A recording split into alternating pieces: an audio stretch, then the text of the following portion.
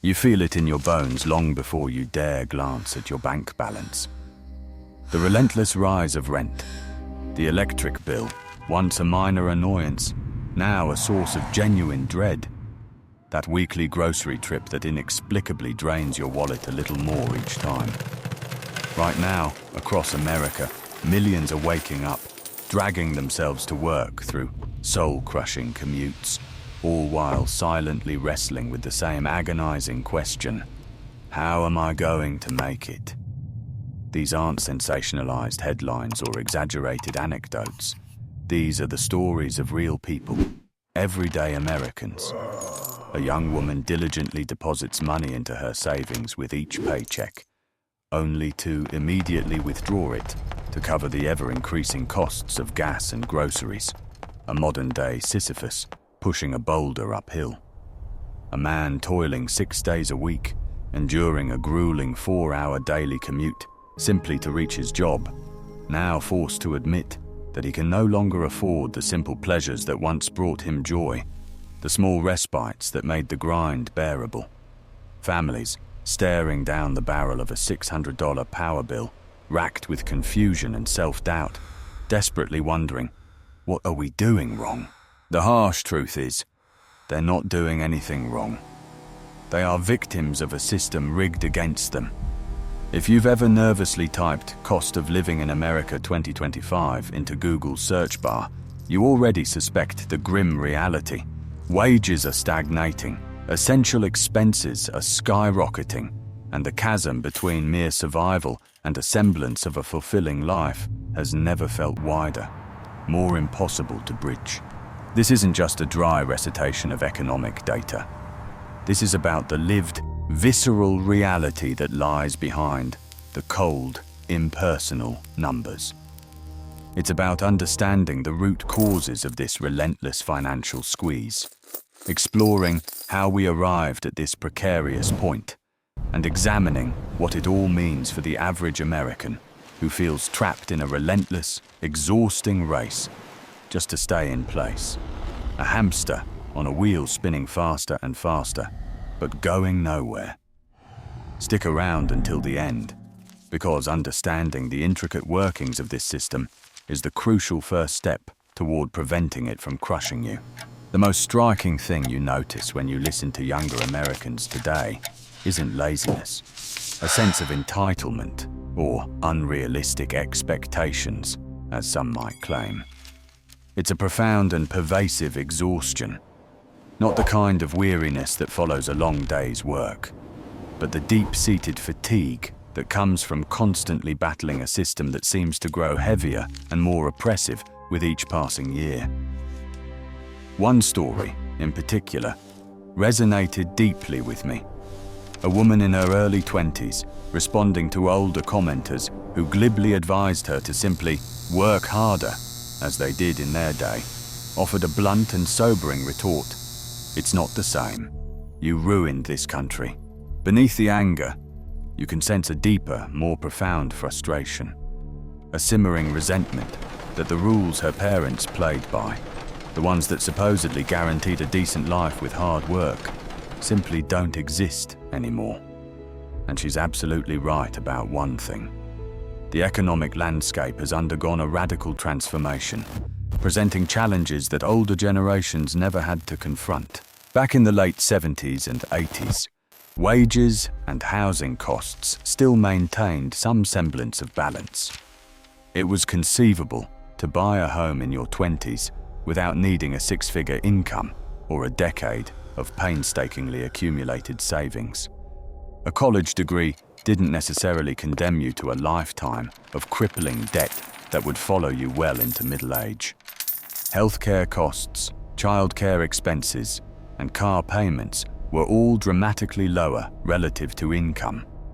Today, adjusted for the relentless march of inflation, the average worker earns roughly the same as a worker in 1979. Meanwhile, the essential costs of simply existing have exploded by more than 70%.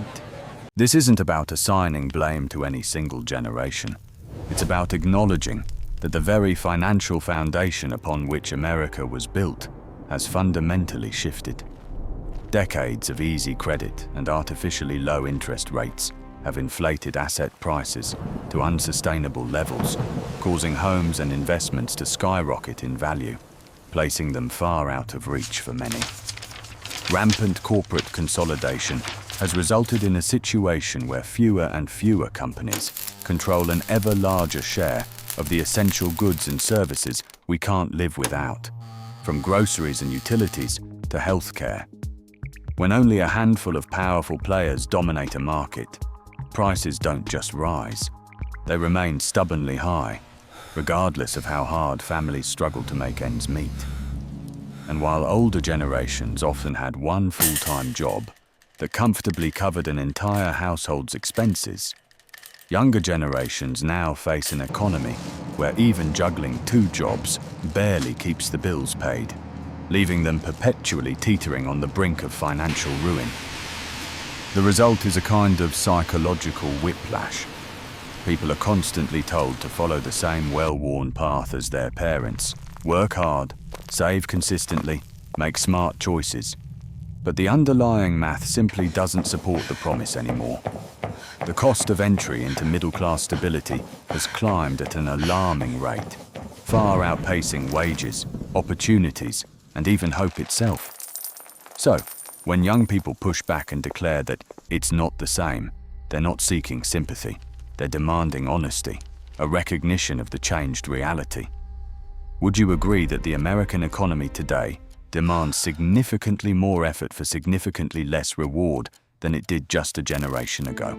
For millions of Americans, the housing crisis isn't an abstract chart or a talking point on cable news. It's the crushing moment you sit in your car after a long, exhausting shift and desperately ask yourself how you're going to scrape together the rent for next month. One woman in Florida perfectly encapsulates this daily struggle. She pays $1,300 in rent, a hefty $650 car payment, and $300 for insurance, with utilities, groceries, and a mountain of other expenses piled on top. Her voice cracks with barely suppressed emotion as she confesses, "I either eat or I pay my bills." And even then, it's a constant juggling act. Which bill is going to be late this month? That isn't a matter of mismanagement or poor planning.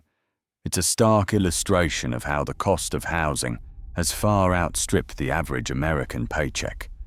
And the numbers unequivocally support her experience. The median home price across the country hovers around $410,000 to $420,000, nearly 6 times the median household income. This ratio, which used to be a much more manageable 3:1, has doubled in a single generation, transforming home ownership into something that requires as much luck as hard work. Even renting, which was once considered the affordable alternative, has become an uphill battle in its own right.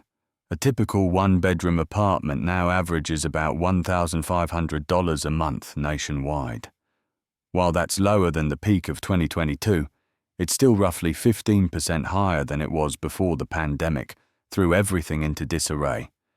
In many major cities like San Diego, New York, Boston, and Miami, that same one-bedroom easily commands a price of $2,500 or even $3,000. Housing hasn't necessarily cooled off. It has simply reached a new, obscenely expensive normal. Why is this happening? It's not just one single factor. It's a perfect storm of converging forces. For years, America has failed to build enough homes to meet the ever-increasing demand. Construction slowed dramatically after the 2008 financial crisis and never fully recovered. At the same time, mortgage rates climbed from historic lows to 6 and 7%, effectively slamming the door shut on first-time home buyers. Investors, ranging from individual landlords to massive institutional buyers, have swooped in and purchased tens of thousands of homes, transforming starter houses into rental inventory, further constricting the supply and driving up prices. In states like Florida and Texas, property insurance rates have skyrocketed due to increasing climate risks, pushing monthly ownership costs even higher. When shelter becomes both scarce and prohibitively expensive, there is no downward pressure on prices. Families are forced to compete fiercely for limited resources, and that competition inevitably drives the numbers up even further. The impact of this crisis isn't just financial, it's deeply generational. The average first-time home buyer is now in their mid-30s, the oldest age ever recorded. Renting has become a permanent state for many, not a temporary stepping stone on the path to home ownership. Without the ability to build home equity, wealth gaps continue to widen, perpetuating a cycle of inequality. People feel trapped, not because they lack the willingness to work hard, but because the entry doors to stability are locked tight behind rising costs and shrinking options. And even for those who manage to secure a roof over their heads, the story doesn't end there.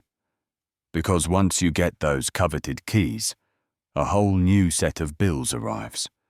Bills that often hit even harder than the rent or mortgage itself. Let's talk about those hidden costs next. For many Americans, the real shock doesn't come from the rent or the mortgage payment. It comes from everything else that's stacked around it. The bills you can't avoid, the ones you don't even think about until they show up in your mailbox and make your stomach plummet. One woman recently shared her electric statements from a particularly brutal summer in Texas. $560 for June, $650 for July, and a terrifying projection that August would push her past $2,000 in just 3 months. She wasn't living in a luxury home, she wasn't wasting power, and she certainly wasn't living large. She was diligently cutting costs everywhere she could, cooking at home, avoiding unnecessary purchases, and it still wasn't enough to make a dent in the exorbitant bill. And although her situation is on the extreme end, it reflects a nationwide trend.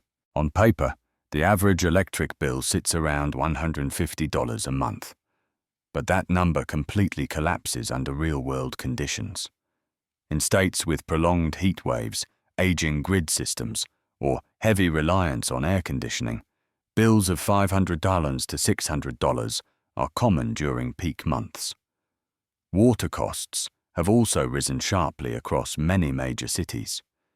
Broadband internet is now a near-mandatory household expense, and car insurance rates have spiked dramatically nationwide. Taken individually, each increase might seem manageable, but when combined, they form a second rent, an additional layer of inescapable expenses that further erode already strained budgets. Then there's the ever-increasing cost of simply getting to work. A man shared his grueling routine, driving nearly 4 hours every day, working 6 days a week, and realizing that he no longer has the time or the budget for the simple things he enjoys, the small pleasures that make life worth living. He's not overreacting. His situation is emblematic of a larger crisis. Car payments tell the same disheartening story. The average monthly payment for a new vehicle is now over $700, with many drivers paying upwards of $1,000.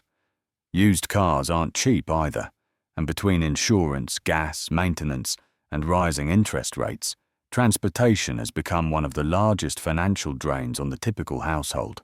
But the deeper issue isn't just the price, it's the inherent necessity. Most Americans don't have access to reliable public transportation. They can't simply choose to skip owning a car the way people in densely populated cities or other countries can. Work is often located far from home, and remote work options don't exist for millions of jobs. The commute trap reinforces a vicious cycle. You need a car to earn money, but a huge portion of that money goes right back into maintaining that car. All of this adds up to a feeling that many people quietly share, that life has become a long, unrelenting list of non-negotiable payments attached to simply existing, not luxuries, not upgrades, just basic survival. And when even those basics stretch the budget to its absolute limit, the next place people look is the one cost they can't avoid any longer: food. The grocery aisle is where many finally realize just how precarious things have become. And that's where we're going next. If there is one place where the cost of living crisis hits every single American, it's the grocery store. You can negotiate a rent delay, skip a car repair, postpone a vacation, or cut streaming services, but you can't simply stop eating. And that's precisely why so many people are losing control of their budgets in the aisles of Walmart, Aldi, Costco, and local supermarkets. One young woman perfectly articulated this struggle when she explained that she tries to save money every time she gets paid. She sets aside a little, promises herself she won't touch it. And then, just 2 days later, she's pulling it right back out. Not for frivolous luxuries or impulse shopping, but for food, gas, and the basic necessities required to get through the next 2 weeks. Every time I put money in my savings, she lamented, I end up needing it for something essential. That isn't bad planning or a lack of financial discipline. It's a clear sign that the essentials themselves have become far too expensive. The data tells the same story. According to updated government food plans, a single adult today typically spends between £300 and $400 a month on groceries, depending on the city and the specific dietary plan. And even after the pandemic-era spikes, prices continue to rise, roughly 2 to 3% every year. The painful truth is that food inflation never fully reversed. It just slowed down while remaining at a higher baseline, which means every paycheck buys a little less than it did the year before. But it's not just the price. It's also the type of food people can access. In many neighborhoods across the country, particularly in low-income or rural areas, large grocery stores have closed or consolidated, leaving food deserts in their wake. These are communities where residents must rely on convenience stores, dollar stores, or fast food chains because there is no major supermarket nearby. Fresh produce becomes harder to find and more expensive, while heavily processed foods remain cheap and readily available. The economic result is entirely predictable. Families trying to stretch their already limited dollars end up buying what's affordable, not necessarily what's healthy. This creates a hidden cost that most Americans feel but rarely talk about. Eating cheaper today can mean paying more later through higher medical bills, lower energy levels, and stress that compounds with every tough financial decision. Parents ration portions, skip meals, or replace fresh ingredients with shelf-stable alternatives because the basic math demands it. The grocery bill becomes a source of anxiety, not nourishment. And when even the most basic necessity feels like a financial burden, many people ask the same painful question. If buying food is this hard, what chance do I have with everything else? That sense of falling behind doesn't end at the checkout line. It follows people home and shows up in their bills, their credit cards, and the debt they carry month after month. That brings us to the next piece of the puzzle, the growing reliance on credit just to stay afloat. For a growing number of Americans, survival is no longer paid for with cash. It's financed, not because people are chasing luxury, but because the basic cost of living has outpaced what their paychecks can cover. One of the clearest examples comes from a content creator who laid out her monthly bills: rent, electric, water, car payment, car insurance, groceries, and gas. Then she posed the question that so many families quietly whisper at their kitchen tables. Which one of these can I skip this month and try to catch up on later? That's not irresponsible budgeting. That's a symptom of a system where income and expenses no longer align. Credit cards step in as the buffer, but they come with a steep price. Over the last year, American households have pushed total credit card balances to over $1.13 trillion, the highest level ever recorded. The average interest rate now sits above 22%, which means any balance carried from month to month grows faster than most people can pay it down. A $5,000 balance can easily turn into thousands more in interest alone if someone can only make minimum payments. And the majority of people carrying these balances aren't doing it for extravagant vacations or the latest gadgets.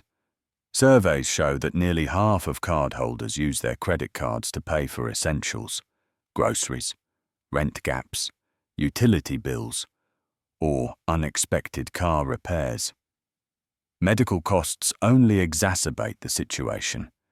Even with insurance, high deductibles and out-of-pocket expenses push families into using credit just to cover routine care. Emergency room visits, specialist appointments, and prescriptions don't wait for someone to save up. Health issues don't pause for inflation. And when a bill arrives before a paycheck, the credit card becomes the only viable option. Over time, these cycles create a quiet, insidious pattern. Debt becomes normalized, interest becomes expected, and financial breathing room completely disappears. At the same time, wages have stubbornly struggled to keep up. When incomes stagnate but prices rise relentlessly, debt fills the gap. It becomes a tool people rely on, not because they want to, but because they feel they have to.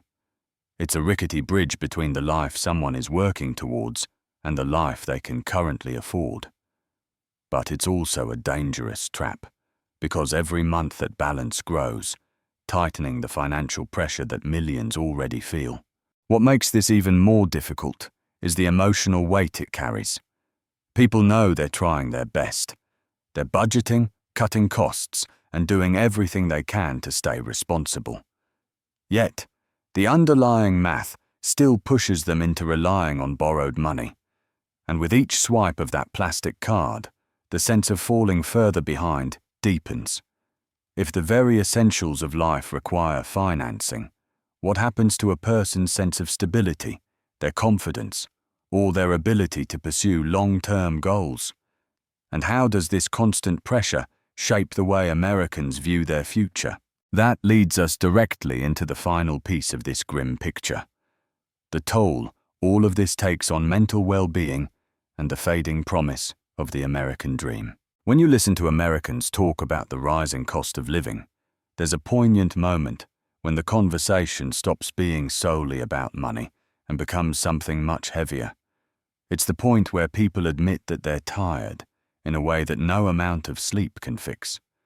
Tired of working long hours, tired of constantly racing against a relentless tide of bills, tired of feeling like progress is always just one step out of reach. One creator described his daily routine: 6 days a week at work, nearly 4 hours of driving each day, and no time or energy left for the simple things he enjoys. He wasn't seeking sympathy. He was trying to make sense of a life where effort and reward no longer have any clear correlation. And that experience is far from unusual. Studies show that a majority of Americans report feeling stressed about their finances on a daily basis.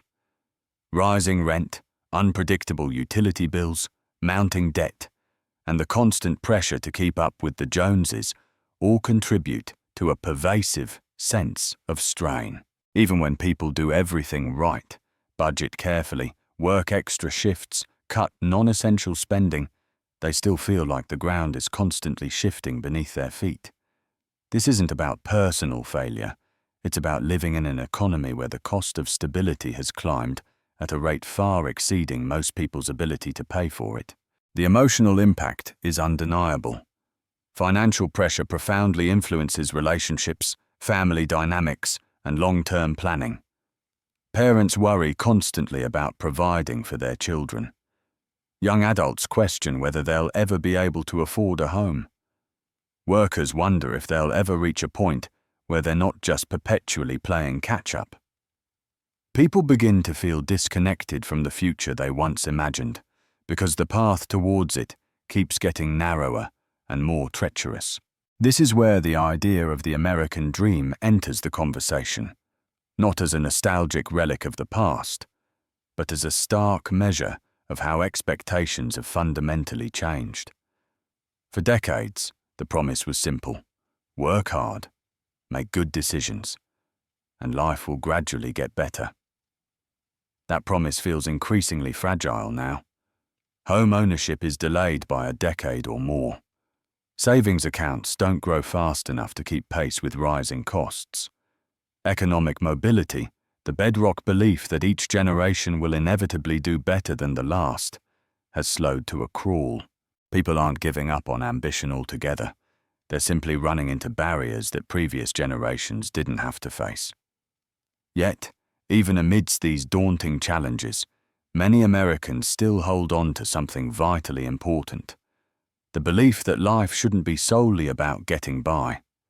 They yearn for time with family, space to breathe, and the ability to plan for the future, not perfection, just a reasonable degree of stability. That desire itself is evidence that hope hasn't completely disappeared. It has simply become harder to reach under the crushing weight of today's economy. Which brings us to the final, crucial question.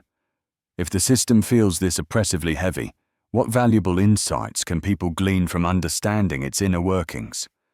And how do we make sense of a future where the cost of living continues to rise faster than the opportunities meant to support it? Let's bring all of this together in the conclusion. When you step back and examine the totality of the situation, the housing crunch, the soaring utility bills, the grocery aisle shock, the reliance on credit, and the profound pressure it exerts on individuals, it becomes abundantly clear that this isn't just a dry economic story, it's a deeply human one. The cost of living in America in 2025 isn't solely measured in dollars and cents. It's measured in the pervasive stress, the precious time lost, and the dreams people keep postponing, because the sheer act of covering the basics consumes so much of their energy and resources. But understanding the system doesn't equate to passively accepting it. It means recognizing that these crushing pressures aren't personal failures. They're structural barriers that millions of Americans are facing simultaneously.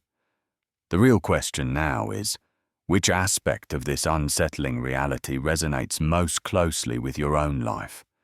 Is it the struggle to find affordable housing, the escalating cost of food, the burden of mounting debt, or simply the overwhelming feeling of running faster and faster just to stay in the same place? And if this comprehensive breakdown has helped you see the underlying reasons, why is everything so expensive, with a clearer, more informed perspective, please hit subscribe and share this video. Because no one should have to navigate this increasingly complex and unforgiving economy alone.